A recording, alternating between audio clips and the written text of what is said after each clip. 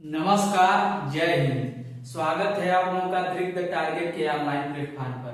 कैसे हैं आप लोग? आशा करता हूं स्वस्थ होंगे, मस्त होंगे। आपकी पढ़ाई लिखाई बिल्कुल शानदार तरीके से चल रही होगी। मित्रों, आजकल हम लोग वर्णमाला के विषय पर चर्चा कर रहे हैं। इससे पहले हम लोगों ने वर्णमाला, वर्ण के प्रकार, वर्णों की संख्या और स्वरों के विभाजन के बारे में जान चुके हैं। आज की क्लास में हम लोग व्यंजनों के वर्गीकरण के बारे में सीखने वाले हैं। तो आइए स्टार्ट करते हैं आज की क्लास। और आज की क्लास में हम देखते हैं व्यंजनों के बारे में। तो आज हम जानेंगे व्यंजनों का वर्गीकरण। व्यंजनों का वर्गीकरण। आज हम बात करेंगे व्यंजनों के वर्गीकरण के बारे में। तो व्यंजनों को हम लगभग 8 भाग में पढ़ने की दृष्टि से 8 भाग में इसको हम लोग विभाजित करेंगे। 5 वर्ग हो जाएंगे, उसके बाद अंतस्थ, ऊष्म और संयुक्त व्यंजन। तो आइए देखते हैं पहले कैसे हम बात करेंगे। तो इस पे हम बात करते हैं। पहले हम देखेंगे वर्णों के विभाजन में। पहले हम बात करेंगे क वर्ग के बारे में। उसके बाद हम बात करेंगे च वर्ग के बारे में, च वर्ग। उसके बाद ट वर्ग, ट वर्ग, त वर्ग, त वर्ग, प वर्ग, प वर्ग। उसके बाद अंतस्थ, अस्त व्यंजन। उसके बाद हम बात करेंगे ऊष्म व्यंजन, और उसके बाद हम बात करेंगे संयुक्त व्यंजन के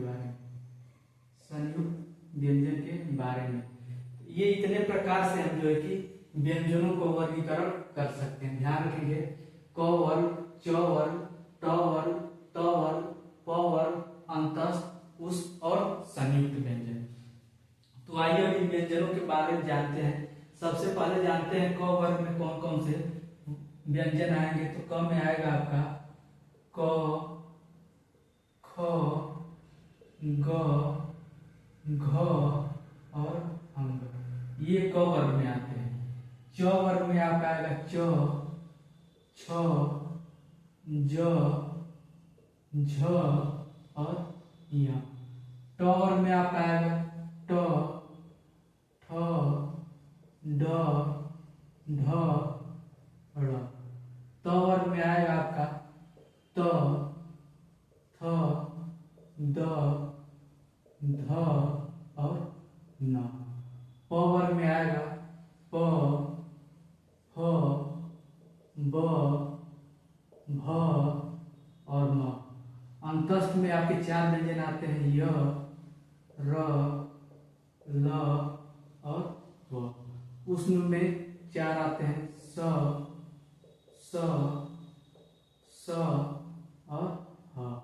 संयुक्त में 4 व्यंजन आते हैं, छ, त्र, ज्ञ और स्र। ये हो गया व्यंजनों का वर्गीकरण। क वर्ग, च वर्ग, ट वर्ग, त वर्ग, प वर्ग, अंतस्थ, ऊष्म और संयुक्त। तो यहां से जो लेकर देखिए, क से लेकर और म तक, इन व्यंजनों को हम लोग स्पर्श व्यंजन कहते हैं। ये पूरे को हम लोग कहते हैं क से लेकर म तक स्पर्श व्यंजन। स्पर्श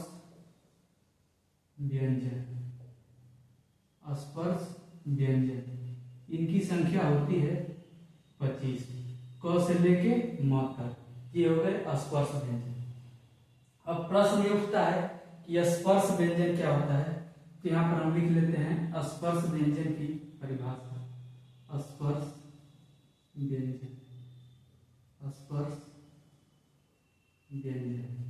व्यंजन क्या होते हैं? ऐसे व्यंजन जिनका उच्चारण करते समय जीभ जो है, मूर्धा पर जीभ जो है मुख के किसी भाग को स्पर्श करके निकलती है, उसको हम लोग स्पर्श व्यंजन कहते हैं। तो ऐसे व्यंजन लिख लेते हैं यहाँ पर, ऐसे व्यंजन व्यंजन जिनका उच्चारण करते समय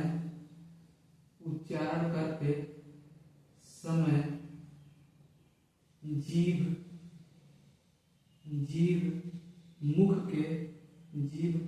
मुख के किसी ना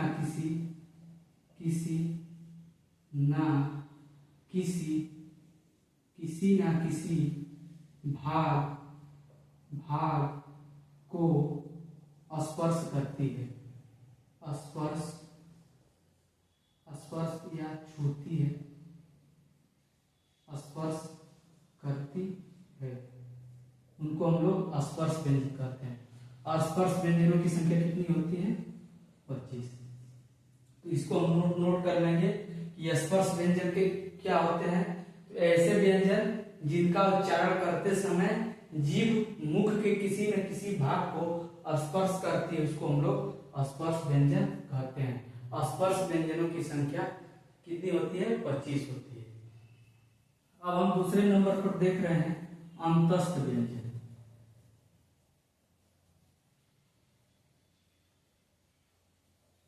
यहाँ पर जैसे कि अंतस्थ व्यंजन, तो अंतस्थ व्यंजनों की संख्या कितनी है?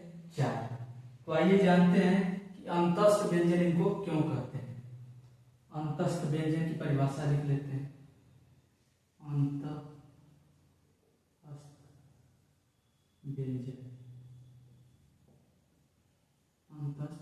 व्यंजन, तो ऐसे व्यंजन जिनका उच्चारण स्वर और व्यंजनों के मध्य हो, उनको अंतस्थ व्यंजन कहते हैं। ऐसे व्यंजन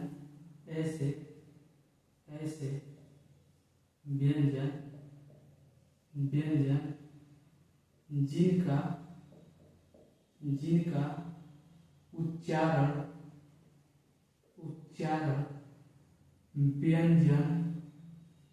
व्यंजन और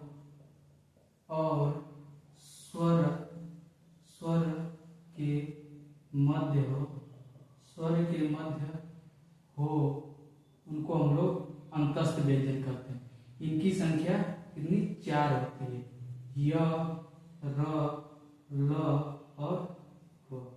इसमें य और व को हम लोग अर्ध स्वर कहते हैं।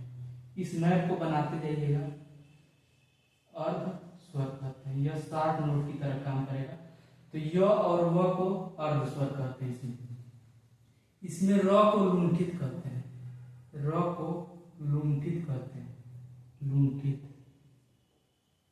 लुंठित और र को लुंठित और ल को पार्श्विक व्यंजन कहते हैं। पार्श्विक व्यंजन कहते हैं। देखिए, र को लुंठित नाम के विपरीत है, इसका र है लेकिन लुंठित हो गया, और जो ल है वो पार्श्विक हो गया।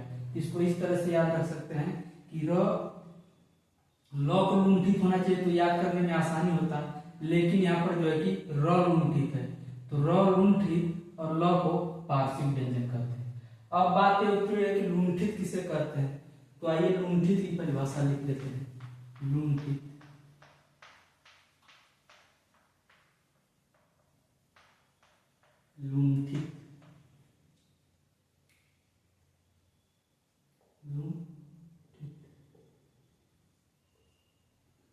तो जिस व्यंजन का उच्चारण करते समय जीभ का नुकीला भाग हवा से रगड़ खाकर कंपन करने लगे, उसे लुंठित व्यंजन कहते हैं।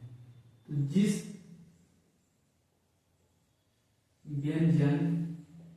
व्यंजन का उच्चारण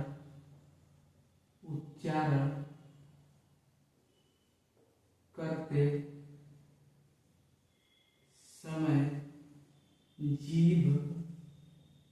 जीभ का नुकीला भाग हवा रगड़ खाकर, हवा से रगड़ खाकर खाकर कंपन करने लगे, कंपन करने लगे, उसको हम लोग लुंठित व्यंजन कहते हैं। लुंठित कौन सा होता है? र को हम लोग लुंठित कहते हैं। तो ध्यान रखेंगे यहाँ पर र को लुंठित कहेंगे, ल को पार्श्विक कहेंगे। तो इसको ध्यान रख लीजिएगा। अब बात करते हैं पार्श्विक किसे कहते हैं। तो आइए जान लेते हैं पार्श्विक की परिभाषा। पार्श्विक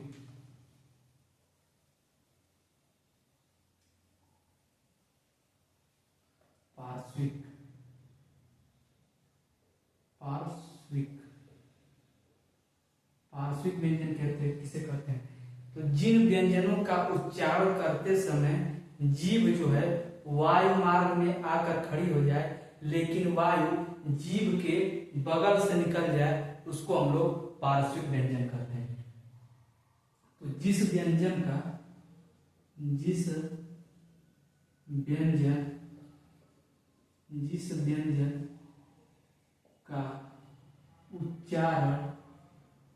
उच्चारण करते समय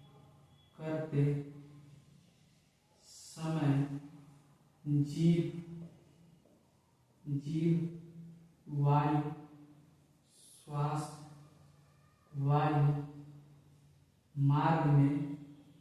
मार्ग में आकर खड़ी हो जाए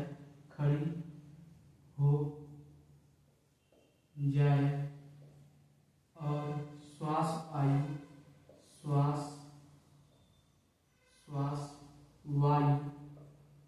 वायु जीभ के बगल से निकल जाए, जीभ के बगल से निकल जाए, उसको हम लोग पार्श्विक व्यंजन कहते हैं। पार्श्विक व्यंजन के अंतर्गत कौन आता है? ल। तो ये देख लिया हम अंतस्थ व्यंजन। अंतस्थ व्यंजन में हम लोग देखें कि अंतस्थ व्यंजन किसे कहते हैं। तो ऐसे व्यंजन जिनका उच्चारण व्यंजन और स्वर के मध्य हो, उसको अंतस्थ व्यंजन कहते हैं। इसके अंतर्गत 4 व्यंजन आते हैं, य, र, ल और व, जिसमें य और व ऊपर और एकदम नीचे वाले को अर्ध स्वर कहते हैं। अर्ध स्वर कहते हैं। र को लुंठित कहते हैं, जबकि ल को पार्श्विक व्यंजन कहते हैं। तो इस बात को ध्यान रखेंगे। अब हम बात करते हैं ऊष्म व्यंजन की। ऊष्म व्यंजन कौन से होते हैं?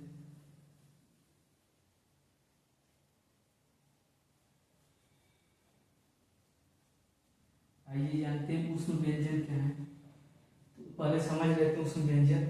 जिन व्यंजनों का उच्चारण करते समय वायु मुख से रगड़ खाकर बाहर निकले और ऊष्मा प्रदान करे, उसको हम लोग ऊष्म व्यंजन कहते हैं। फिर से ध्यान देते हैं कि जिन व्यंजनों का उच्चारण करते समय वायु मुख से रगड़ खाकर बाहर निकले और ऊष्मा प्रदान करे, उसे हम ऊष्म व्यंजन कहते हैं। इनकी संख्या 4 होती है, स, स और अ। तो लिख लेते हैं इसको ऊष्म व्यंजन के बारे में। ऊष्म व्यंजन। तो जिन व्यंजनों का उच्चारण करते समय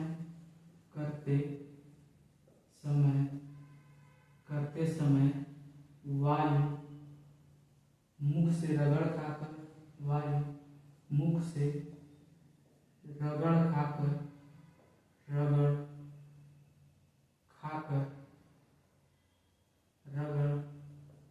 खाकर बाहर निकले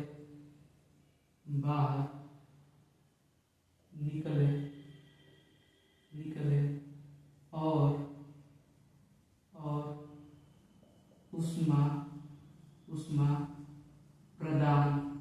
ऊष्मा प्रदान करे, उसे ऊष्म व्यंजन कहते हैं। ऊष्म व्यंजन कहते हैं। इनकी संख्या 4 होती है, स, स, स और ह। ये जान लिए उष्ण व्यंजन के बारे में। जिन व्यंजनों का उच्चारण करते समय वायु मुख से रगड़ खाकर बाहर निकले और ऊष्मा प्रदान करे उसे उष्ण व्यंजन कहते हैं। उष्ण व्यंजन को हम एक और नाम से जानते हैं, संघर्षी व्यंजन। उष्ण व्यंजन को हम लोग संघर्षी व्यंजन भी कहते हैं। संघर्षी, यहाँ पर ध्यान दें कि उष्ण व्यंजन को संघर्षी व्यंजन भी कहते हैं। इसमें जो एक ये ह है, इसको हम लोग काकल्य वर्ण के नाम से भी जानते हैं। काकल्य, काकल्य वर्ण। अब जानते हैं कि काकल्य वर्ण क्या होता है।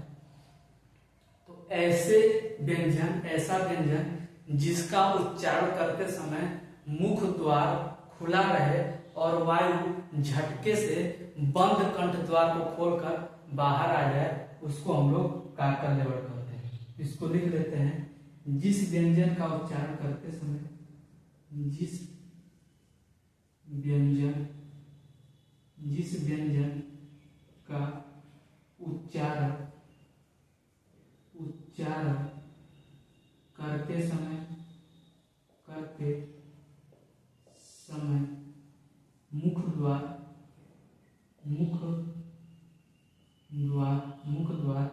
खुला रहे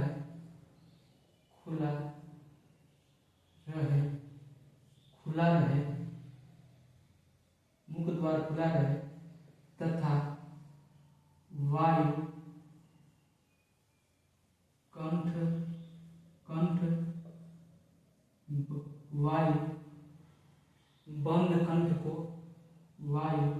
बंद कंठ को झटके से खोलकर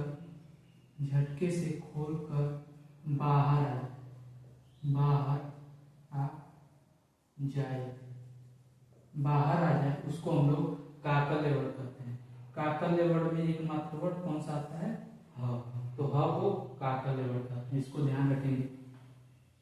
अब हम बात करते हैं संयुक्त व्यंजन की। संयुक्त व्यंजन,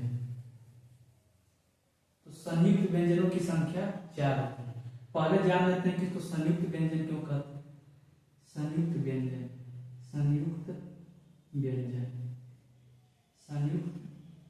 क्यों कहते हैं? संयुक्त व्यंजन इसलिए कहते हैं क्योंकि यह दो व्यंजनों के योग से मिलकर बना है। जैसे छ जो है, यह क हलन और मूर्धन्य स से, त्र जो है त और र से, य जो है ज अलंत और य से, और स्र जो है स और र से मिलकर बना है। इस बात को ध्यान रखेंगे, यह प्राय परीक्षाओं में पूछा जाता है। स्र जो है स हलन और र की ओर से मिलकर बना है। क जो है क और स से, त्र और त और र से, ज्ञ जो है ज और य से, स्र जो है स और र की ओर से बना है। इसीलिए इसको संयुक्त व्यंजन कहते हैं। तो संयुक्त व्यंजन की परिभाषा लिखना चाहें तो लिख सकते हैं, ऐसे व्यंजन जो दो व्यंजनों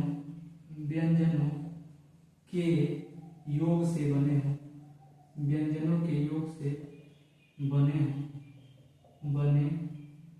हों, उन्हें संयुक्त व्यंजन कहते हैं। संयुक्त व्यंजन कहते हैं। इनकी संख्या कितनी होती है? 4। तो संयुक्त व्यंजनों की संख्या 4 होती है, इस बात को ध्यान रखेंगे। तो हम लोग देख लिए अंतस्थ के बारे में, उष्ण के बारे में, संयुक्त के बारे में। यहाँ पर दो व्यंजन और होते हैं। जब इस ड़ के नीचे बिंदी लगा देते हैं ड़ हो जाता है, और ढ के नीचे बिंदी तो ये ढ हो जाता है।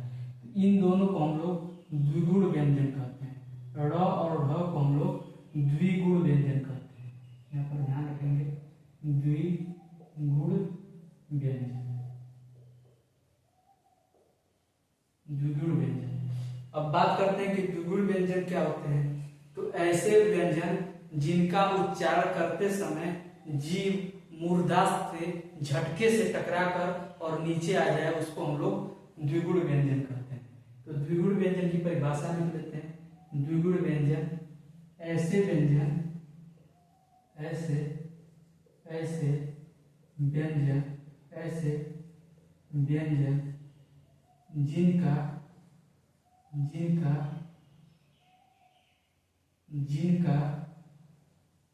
उच्चारण करते समय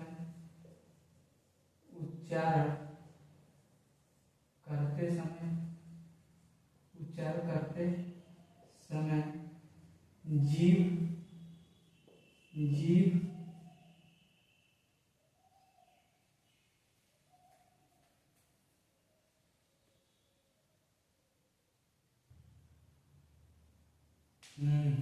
चलिए लाइट कट गई। तो द्विगुण व्यंजन के विषय में बात कर रहे थे। तो ऐसे व्यंजन जिनका उच्चारण करते समय जीभ मूर्धा से टकरा कर झटके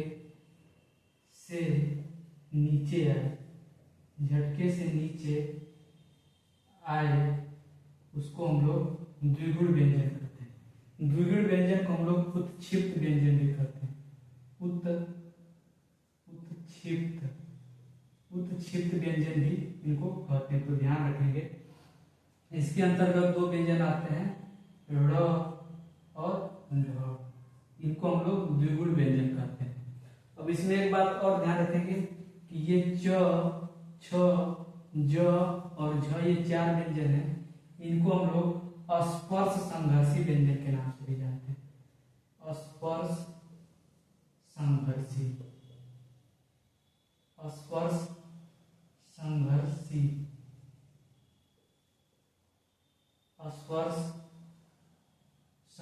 व्यंजन के नाम से जानते हैं।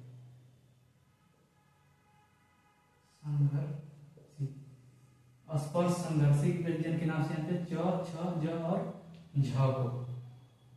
अब कुछ व्यंजन ऐसे हैं जिनको आगत या अरबी फारसी के व्यंजन कहते हैं। अरबी फारसी के व्यंजन कहते हैं। इनको भी ध्यान रखना है। इसे क के नीचे नुक्ता क, ख, ग, ज और ह। इन व्यंजनों को हम लोग आगत या अरबी फारसी के व्यंजन भी कहते हैं। तो इसको भी ध्यान रखेंगे। तो ये हुआ व्यंजनों का वर्गीकरण। आइए एक बार फिर से हम लोग देख लेते हैं रिवीजन के रूप में। तो व्यंजनों के वर्गीकरण में हम लोगों ने बात किया कि पहले ये 5 वर्ग हो जाते हैं, क, च, ट, त और प। क, च, ट, त, प। इन व्यंजनों के अंतर्गत 25 व्यंजन आते हैं इन 5 वर्गों के अंतर्गत, और उनको हम लोग स्पर्श व्यंजन कहते हैं। इनकी संख्या 25 होती है। फिर हम लोगों ने देखा अंतस्थ व्यंजन के बारे में। इनकी संख्या 4 होती है, जिसमें आते हैं य, र, ल और व। जिसमें य और व को हम लोग अर्ध स्वर कहते हैं, र को लुंठित कहते हैं और ल को पार्श्विक कहते हैं। उसके बाद हम लोगों ने देखा उष्म या संघर्षी व्यंजन को। इसके अंतर्गत 4 व्यंजन आते हैं आपका स, स, स और ह, जिसमें ह को हम लोग काकल्य वर्ण के नाम से जानते हैं। उसके बाद हम लोगों ने देखा संयुक्त व्यंजन। संयुक्त व्यंजनों की संख्या 4 होती है, छ, त्र, ज्ञ और स्र। छ जो है क और स के सहयोग से, त्र जो है त और र के सहयोग से, ज जो है ज और य के सहयोग से, और स्र जो है स और र के सहयोग से मिलकर बनता है। उसके बाद हम लोगों ने देखा द्विगुण व्यंजन के बारे में, जिसमें ड़ और ढ को द्विगुण व्यंजन कहते हैं। च, छ, ज और झ को हम लोग स्पर्श संघर्षी व्यंजन के नाम से भी जानते हैं। स्पर्श व्यंजन के अंतर्गत तो ये आते ही हैं, लेकिन इन 4 को हम लोग स्पर्श संघर्षी व्यंजन के नाम से भी जानते हैं। उसके बाद हम लोगों ने देखा कुछ ध्वनियां ऐसी हैं जिनको आगत या अरबी फारसी ध्वनि के नाम से जानते हैं, जैसे क, ख, ग, ज और फ। इनके नीचे नुक्ता लगा होता है, तो ये जो है कि अरबी फारसी की ध्वनियां है। तो ये हम लोग जो है कि आज चर्चा किए व्यंजनों के वर्गीकरण के बारे में। अब फिर हम मिलेंगे नेक्स्ट क्लास में, और उसमें हम लोग बात करने वाले हैं वर्णों के उच्चारण स्थान के बारे में। तो आज की क्लास यहीं तक रखेंगे। अगर वीडियो पसंद आई हो, समझ में आई हो, तो लाइक कर दें, चैनल को सब्सक्राइब कर दें और शेयर कर दें, ताकि ज़्यादा से ज़्यादा लोग इसका लाभ ले सकें। तब तक के लिए नमस्कार, धन्यवाद।